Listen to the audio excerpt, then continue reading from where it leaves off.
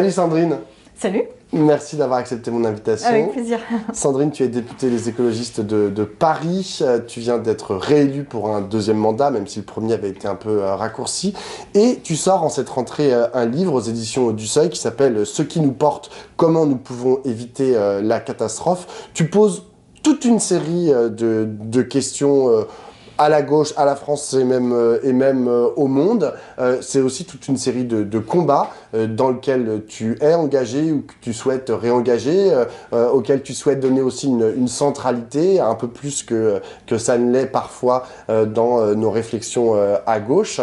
Mais avant d'en parler, j'ai une première question, parce que c'est aussi une question que tu abordes dans le livre, la question de la santé mentale, et tu parles de ta santé mentale. Donc ma première question, elle est toute simple. Comment ça va ? Déjà, merci de la poser parce que c'est une question qu'on pose souvent de manière un peu formelle et comme ça un peu automatique. Alors, ça va bien. Mais c'est vrai que j'en ai parlé dans le livre parce que des fois j'ai des épisodes où ça va moins bien. Et je pense que c'est quand même très important de sortir la santé mentale des présupposés, des préjugés, des discriminations dans lesquelles c'est, pour poser le truc en disant bah voilà, on est quand même des millions de Français à avoir des coups de moins bien des fois. Et en fait, c'est bien d'en parler. C'est bien d'en parler parce que ça permet aussi de se dire que c'est ça l'important en fait, c'est d'aller bien. Tu vois, c'est d'aller bien. Le truc important, c'est d'aller bien. Et moi, je trouve que dans le programme de la gauche, parce que ce livre, il est quand même posé pour se dire, bon, on va quand même pas refaire la relance par la consommation pour la xème mille fois depuis 1980. Promettre des chaudières, de nouvelles chaudières à tous les Français. Voilà. Donc en fait, ce livre, il est pour décaler un peu l'analyse et pour dire que nous, à gauche et dans l'écologie, on a quand même une mission, c'est de poser cette question aux Français. C'est comment vous allez ? Et particulièrement, je pense que la période là qu'on vient de vivre, politique, très dure, avec cette espèce de sentiment d'impuissance, de chape de plomb qui se met sur nous, ça affecte véritablement notre santé mentale. En fait, c'est pas juste, tu vois, c'est pas juste je suis en colère devant ma télé, c'est plus que ça, c'est qu'il y a des gens qui sont très affectés par ça. Et je pense qu'il faut qu'on s'en parle en fait.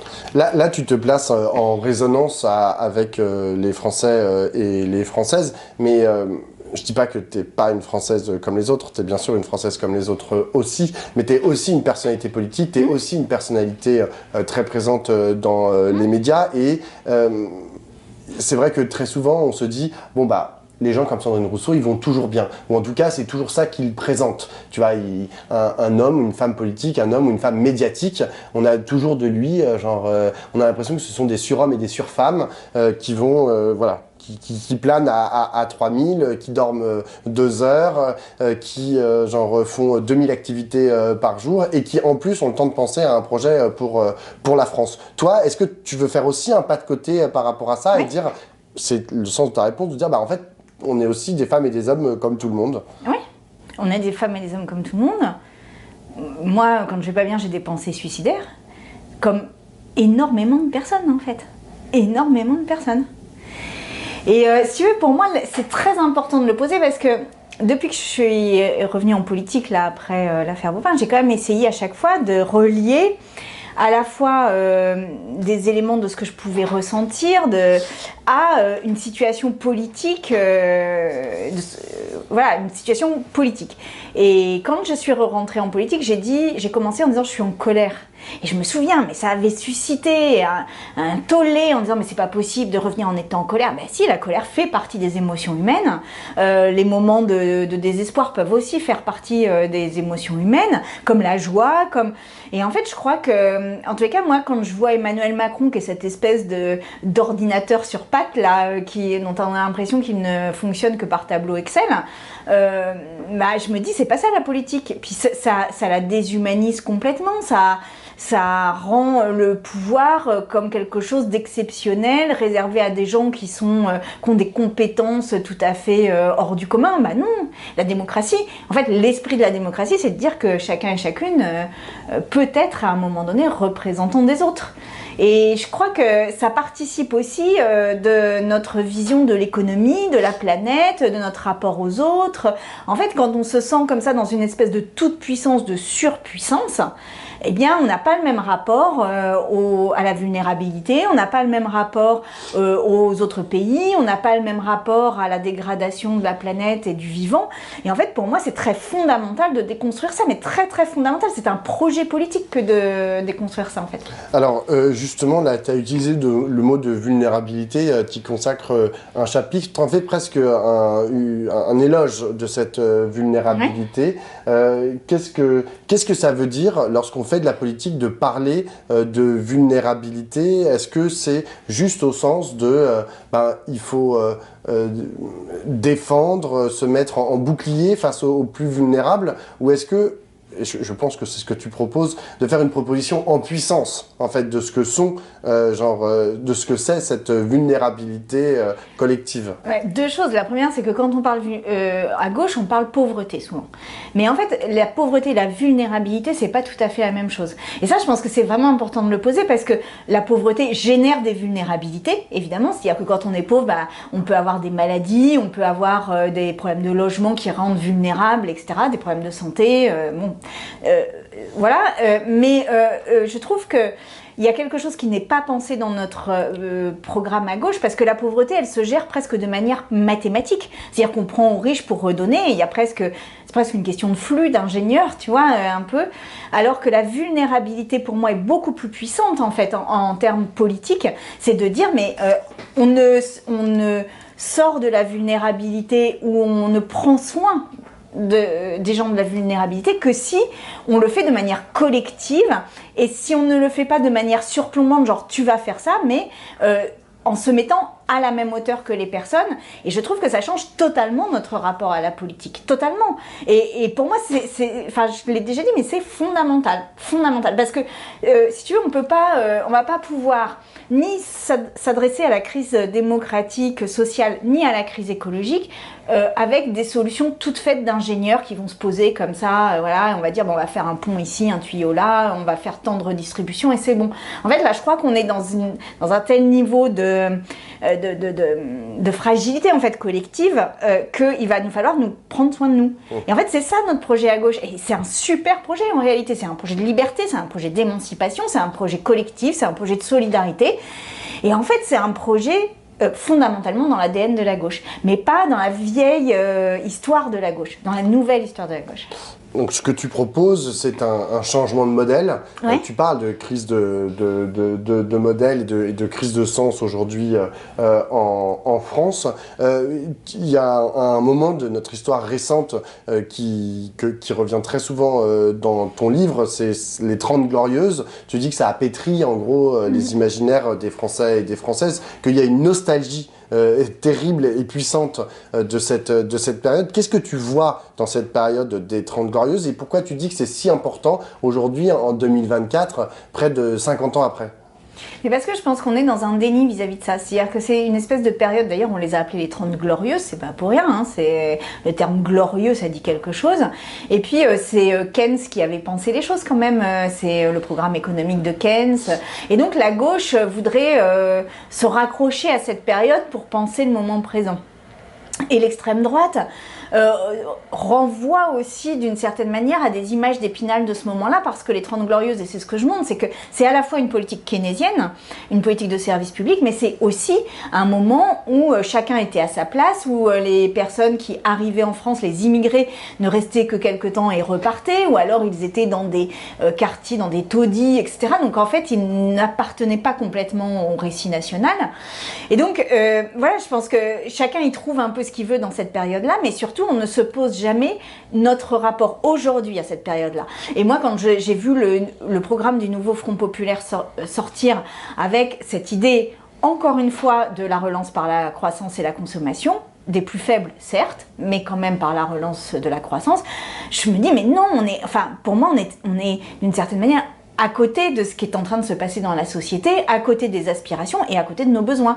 Donc c'est pour ça que ce livre a été écrit avant la dissolution en partie et puis pendant la dissolution, mais vraiment je voudrais c'est un livre qui invite à réfléchir, nous à gauche et dans l'écologie, quels mots on emploie, comment on se positionne, quel imaginaire on sollicite et quel récit on pose pour créer les conditions d'un enthousiasme en fait, d'une adhésion véritablement, et pas juste d'un truc de protection, une gauche bouclier, une gauche d'adhésion, une gauche d'avenir en fait. Tu déconstruis des concepts dans ton livre, notamment celui de croissance, tu viens d'en parler. Est-ce que je dois comprendre que tu es devenu décroissantiste? Je me souviens de la primaire des Verts pour les présidentielles à laquelle tu avais participé. À un moment, on vous posait la question, est-ce que vous allez augmenter le SMIC? Et en gros, tout le monde a répondu oui, avec voilà, des modulations entre les divers candidats et candidates. Il y en avait une seule qui avait dit non, et j'avais trouvé ça très courageux de sa part de l'assumer. C'était Delphine Batho qui avait dit, au nom justement voilà, elle, le mantra de la croissance, elle est même contre la croissance, elle est pour la décroissance. Est-ce que genre t'es devenu comme Delphine Batho décroissantiste? Alors, moi, je trouve que quand on parle de décroissance, on se réfère encore au système de croissance. Donc, c'est pour ça que moi, j'ai toujours eu la même position, mais depuis que j'ai fait ma thèse d'économie, même, c'est que, en fait, il faut sortir de ce truc de croissance. On oublie la croissance. La croissance, ça n'est pas une fin en soi. Ni la décroissance, ni la croissance, ce n'est pas une fin. L'économie est un outil à mettre à disposition de quelque chose, mais ça n'est pas une fin en soi. Or, aujourd'hui, on fait des politiques publiques uniquement pour la croissance. Ça n'a aucun sens. Ça n'a aucun sens. Vraiment, vraiment pas. C'est une illusion. C'est complètement... oui, ça n'a pas de matérialité. Voilà. Donc, la question, c'est qu'est-ce qu'on veut ? Qu'est-ce qu'on veut là maintenant? Eh bien, on est dans une situation climatique tellement extrême que là, on est comme si on était en alerte rouge, météo, mais rouge écarlate, et qu'on laissait les fenêtres ouvertes. Donc là, on sait qu'il y a cette alerte rouge. Bon, ben, qu'est-ce qu'on fait? On se protège, on évite au maximum la catastrophe, on prend des moyens pour prendre soin de nous, pour être sûr qu'il n'y ait pas de personnes qui restent isolées. En fait, c'est ça qu'on doit faire. Et tous les moyens économiques, tous nos moyens de richesse doivent être mis au service de ce but-là, c'est-à-dire nous protéger collectivement et refaire société. Et ça, en fait, ce que j'ai montré aussi dans le livre et qui m'a moi-même étonnée, c'est que toutes les enquêtes sociologiques, qui ne sont pas les sondages, parce que les sondages c'est autre chose, mais les enquêtes sociologiques montrent toutes que la société est déjà prête à le faire. Bon. Il y a quelque chose que j'ai trouvé relativement absent de ton livre, tu vas pouvoir me contredire si tu veux, c'est la question du travail et de la façon dont on envisage le travail qui a quand même dans l'histoire de la gauche une centralité très, très importante. La question du temps libre se faisait en pensant d'abord la question de travail. Il s'agissait de diminuer le temps de travail pour augmenter le temps libre et puis même les conditions de travail, ce qu'on fait sur son poste de travail, etc. Toi, c'est assez absent. Et d'ailleurs, dans une des réponses à une question que je t'ai posée, tu dis oui, on prend dans le programme du NFP, en fait, c'est assez classique, on prend aux riches pour donner aux pauvres. Ça, cette politique de solidarité, ça n'a pas toujours été celle de la gauche. Ça, c'est celle du Parti socialiste, tu vois. Le Parti communiste, il pensait plutôt comment récupérer l'outil de production pour en repiloter, en redonner une juste direction et que ce ne soit pas les capitalistes bourgeois qui le fassent. Comment est-ce que tu penses que le travail doit encore avoir une centralité? Est-ce qu'il faut redonner une centralité à la question du travail? C'est-à-dire penser en gros toute notre société à partir du travail, comme voulaient le faire les communistes, ou est-ce que tu penses, et c'est ce que tu proposes dans ton livre, que non, en fait, il n'y a pas que le travail dans la vie, et on peut penser la politique sans prendre comme centre le travail? C'est exactement ça, c'est que nous poser le travail comme la centralité de tout raisonnement, c'est nous empêcher de penser une société où le travail a moins de place et où on fait différemment le travail et où finalement on pense notre vie aussi en dehors du travail. Et moi je trouve que le temps, parmi les choses auxquelles je n'adhère pas ou je n'adhère plus à la gauche, c'est quand ils pensent le travail, le temps, notre temps libre, notre temps d'émancipation uniquement comme un temps à côté du travail, en dehors du travail. Et qu'en fait, le pilier central, c'est le travail. Alors ça reste un pilier et c'est une valeur très forte pour les Français et les Françaises, le travail. Mais je pense que c'est pas, encore une fois, le travail pour le travail. C'est-à-dire, qu'est-ce qu'on fait dans ce travail? Quel sens il a? Quelle qualité on lui donne? Quel bonheur même on retire du fait de faire ce travail. Et à force de mettre le travail en centralité de tout raisonnement, on a estimé assez juste, finalement, d'aller grappiller de la productivité tout le temps parce qu'on imaginait que c'était comme ça qu'on allait financer la redistribution. Mais la productivité, très concrètement, dans plein de métiers, ça veut dire accélérer les cadences, ça veut dire la chasse au temps mort, ça veut dire la chasse aux pauses, et ça veut dire avoir un travail qui... et d'ailleurs, pour moi, la réforme des 35 heures est très emblématique de cela, c'est que pour les travailleurs les plus pauvres et les plus en difficulté, en fait, ça n'a fait que réduire leur pause. Et donc, à un moment, on ne peut pas faire de ce travail une fin en soi à l'aune de laquelle on réfléchit le système social et tout ça. Donc, moi, je pense qu'il faut un travail différent, un travail où on comprend ce qu'on fait, on a la qualité, on sait aussi qu'on a des temps de pause dans le travail, et puis surtout dire que la vie, notre vie, ne se résume pas à cela. Et que la politique, du coup, qui gère quand même, qui a une vision collective de notre vie, ne peut pas uniquement être centrée sur le travail. Notre vie, quelque part, vaut au-delà que la partie travaillée de cette vie. Et ça, je trouve que ça fait partie des impensés à gauche. Et quand j'avais posé le droit à la paresse, qui était un terme évidemment provocateur, j'avais été très surprise des réactions à gauche. Très surprise. C'est-à-dire que c'est comme si la paresse, c'était mal. Mais les amis, en fait, là, on a besoin de ralentir et de réfléchir. On a besoin de ralentir et de réfléchir, là. Donc on va ralentir. Ralentir, ça veut dire aussi avoir des moments où notre temps n'est pas productif. Bon. Ça veut dire penser des temps qui ne sont pas productifs. C'est ça notre projet de gauche. Et je pense que beaucoup de gens en ont besoin en fait. Mais à côté de ça, ça veut dire qu'il faut penser aussi, non pas en termes de pouvoir d'achat, mais en termes de capacité à vivre, en termes d'inclusion. Enfin, en fait, ça renvoie derrière à plein d'autres réflexions. Il y a une question qui... mobilise beaucoup la gauche en ce moment, c'est notamment dans l'opposition entre la direction de la France Insoumise et François Ruffin, c'est celle de comment est-ce que à qui on s'adresse lorsqu'on fait de la politique. En gros. Et Jean-Luc Mélenchon, c'est un indiscret que l'émission Quotidien a chopé dans une manifestation. Il disait on s'occupe que de la jeunesse et des quartiers populaires. Et puis François Ruffin répond ah non, il faut s'occuper de la France en entier. Mais le disant, on a plutôt l'impression qu'il s'occupe que de ce qu'il appelle la France des bourgs plutôt que de la France des tours. Bref, il y a un problème aujourd'hui dans la façon dont vous, qui faites de la politique, vous vous adressez aux Français et aux Françaises. On a l'impression que vous saucissonnez sociologiquement, selon les catégories socio-professionnelles, selon le genre, selon l'âge, selon ce que tu gagnes, ce que tu hérites, etc. Et que vous distillez en fait des discours qui sont segmentés, et que c'est problématique ensuite pour faire un projet pour la France en entier. Comment toi tu te situes dans ce débat? Est-ce que tu trouves que la gauche, mais plus largement les politiques, même de droite, pêchent par saucissonnage de la société, ou est-ce que tu considères au contraire que non, c'est un mauvais débat qu'a voulu porter François Ruffin avec ces mots sur le devant de la scène? Ouais, moi, je pense d'une manière générale que c'est pas le moment de se taper dessus, là. Vraiment pas, donc voilà, je repose ça. Après, pour moi, il y a quelque chose que la gauche n'a pas réussi à faire depuis la NUPES, c'est-à-dire qu'on a fait ces alliances électorales, et là on a refait ces alliances électorales via le nouveau Front Populaire, et c'était très important, mais on fait ces alliances électorales sans jamais nous affronter à nos difficultés de fond. Et en fait, ça nous affaiblit, parce que ça donne l'image qu'il y a quelque chose d'un peu factice dans nos alliances. En fait. Et c'est pour ça que je plaide pour que nous nous affrontions à nos sujets de fond. Alors moi, par exemple, je poserai la question de où en est-on du productivisme? Et je suis sûre que le PS, le PC, LFI et nous, on n'aura pas la même réponse là-dessus.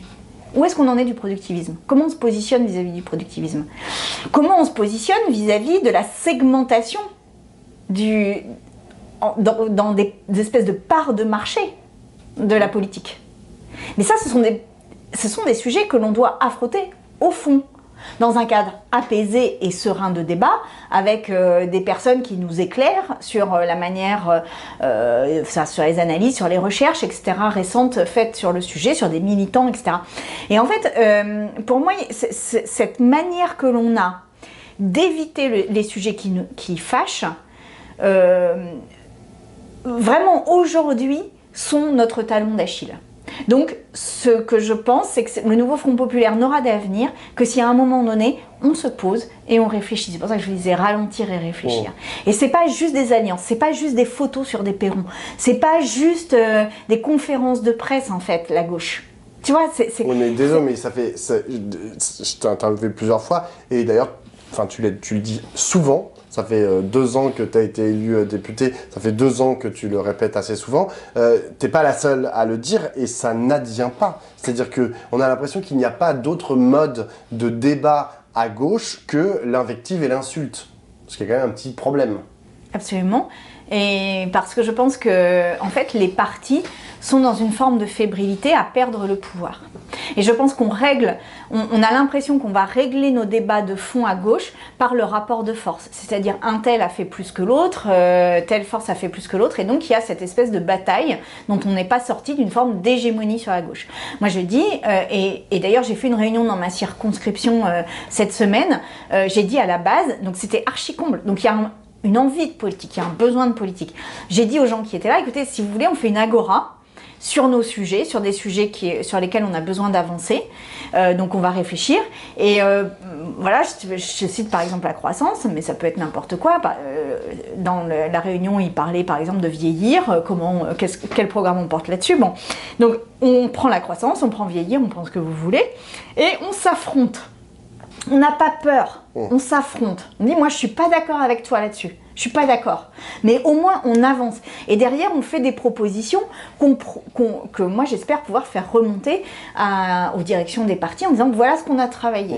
Et en fait je pense que le nouveau Front Populaire a ça, que c'est au-delà des partis, que c'est une base bien plus large que les partis, que c'est des syndicats, que c'est des associations, que c'est des gens lambda qui sont venus comme ça, non encartés, qui sont venus nous aider. Eh bien, ces gens-là vont être le ciment de la gauche. Mais pour ça, il faut leur donner les moyens de faire ces débats. Raison pour laquelle j'appelle tout le monde à faire des agoras du nouveau Front Populaire parti en France. Ce que a déjà proposé dans une interview la semaine dernière Daniel Simonet, qui est le député membre de ton On n'en a pas parlé ensemble. Mais le problème, c'est que pour ça, il faut reconnaître une part de vérité dans ce que propose l'autre, dans sa différence. Et ça, aujourd'hui, on a l'impression qu'il y a peu de gens en politique qui sont capables de le faire. Absolument. Et aussi les limites. Il faut qu'on soit conscient de nos limites. Et par exemple, moi je pose que notre limite, nous les écologistes, c'est que en fait on n'arrive pas à englober tout le discours de gauche, parce que sur la question de l'égalité, sur la question, voilà, on n'est pas encore suffisamment fort. Donc en fait, chacun posant ses limites, on mesurera aussi la complémentarité des autres, quoi. J'ai une dernière question, Sandrine. Là, on est mercredi 18 septembre. On est en train de nous dire que ça se trouve, Barnier va jeter l'éponge avant la fin de la semaine. Enfin bref, en tout cas, ils ont des gros problèmes pour composer leur gouvernement. Est-ce que tu penses que la gauche est prête, 1, à une potentielle destitution du président de la République, 2, est en capacité de proposer une équipe pour gouverner, et 3, est en ordre de marche pour recommencer une campagne éventuelle, si campagne il devait y avoir, pour la présidentielle ou pour les législatives dans un an? Alors, je pense qu'on est en ordre de marche, oui. Je pense qu'on est capable de trouver une équipe. Après, un candidat, ça c'est plus compliqué qu'une équipe en réalité. C'est important pour toi de trouver un candidat ou une candidate? Une candidate, évidemment. Je trouve que c'est un peu tôt, là. Ah oui, mais c'est un peu tôt, on ne sait pas quand ça va arriver. Non, mais on a déjà Lucie Castet, par exemple. Hein. Enfin, voilà, pour la présidente de la République aussi, ça marche. Mais non, mais s'il y a une destitution, je sais pas, peut-être son destin est appelé à passer un cap, j'en sais rien. Mais en fait, il y a... moi, je suis certaine qu'on se mettra en ordre de marche. Par contre, ce dont je suis pas certaine, c'est que on y arrive non pas sur une addition de voix, mais sur, comment je peux dire ça, une véritable vague d'envie, quoi. Ça, pour moi, il y a un petit cap à passer. Je ne sais pas si je le dis très clairement, mais il y a un cap à passer. De l'addition à l'envolée, à la montée en puissance, il y a vraiment un cap à passer. Et ça, pour l'instant, moi, si on prend les chiffres, quand même, on est toujours dans l'addition, quoi. C'est ce qu'a dit François Ruffin lors de sa journée de rentrée là, à Flixecourt. Il a dit il faut retrouver l'envie d'avoir envie. Et aujourd'hui, on manque de ça à gauche, on n'arrive plus à avoir envie d'avoir envie, quoi. Alors, on se dit 28% ou 30% au premier tour, ça suffit, peut-être qu'avec ça on pourra réussir un hold-up et puis devenir président de la République, ou présidente de la République. Oui, alors ça dit autre chose, et c'est un point qu'on n'a pas abordé et qui me semble aussi important, c'est que je pense qu'il faut aussi qu'on accepte, la gauche, de faire un pas de côté, non pas dans l'idée forcément de gagner, avec le risque de perdre, mais comment on ose. En fait, qu'on ose les choses, quoi. Qu'on ait cette espèce d'audace. Voilà. Et si on perd, ben on perd. Je veux dire. Tu veux dire dans le projet Oui. Parce qu'en fait, j'ai l'impression qu'on est tétanisé par l'idée de perdre, tu vois. Et que du coup, on s'enferme dans ce qu'on connaît, dans une espèce de zone de confort. Moi, j'appelle ça la zone de confort de la gauche. Je pense qu'il faut qu'on sorte de notre zone de confort. C'est-à-dire en acceptant... En acceptant la prise de risque. Oui, mais qu'est-ce que ça veut dire exactement la prise de risque? Et du coup, ça sera ça ma dernière question. Parce que dans ton livre, tu abordes plusieurs sujets, tu abordes notamment par exemple la cause animale, la question du MeToo ou de la lutte contre les LGBT-phobies, et parfois on a l'impression que tu te situes un peu dans une avant-garde politique. Est-ce que c'est ça que tu entends incarner? Est-ce que c'est ça que tu penses que la gauche doit incarner, une avant-garde? Ça veut dire ça, oser? Alors ça c'est marrant parce que on me dit ça, je suis dans une avant-garde, mais si on regarde ce que j'ai porté, à chaque fois il y avait une majorité derrière moi, une majorité. Quand je parle du barbecue, tous les sondages qui ont été faits après montrent qu'il y avait une majorité de gens qui étaient d'accord avec moi. Quand je parle du droit à la paresse, il y avait une majorité derrière moi. Quand je parle des tâches ménagères, il y avait une majorité derrière moi. Donc en fait, moi j'ai l'impression que, et c'est là qu'est notre trop grande prudence. Moi j'ai l'impression qu'on roule avec des pneus neige en permanence, quoi. Alors qu'il n'y a pas de neige. Et voilà, on ouvre les portes et les fenêtres et on y va. Et on y va. Et puis, bah oui, on va se faire harceler, oui, on va se faire il y aura du backlash. Décrédibiliser, oui, il y aura du backlash, mais au moins il y aura du débat. Au moins il y aura du débat. Et au moins il y aura du débat sur la gauche. Et pas juste sur les personnalités qui a dit ça contre l'autre et tout. Mais au moins il y aura du débat. Il y aura du débat. Merci beaucoup, Sandrine. Merci.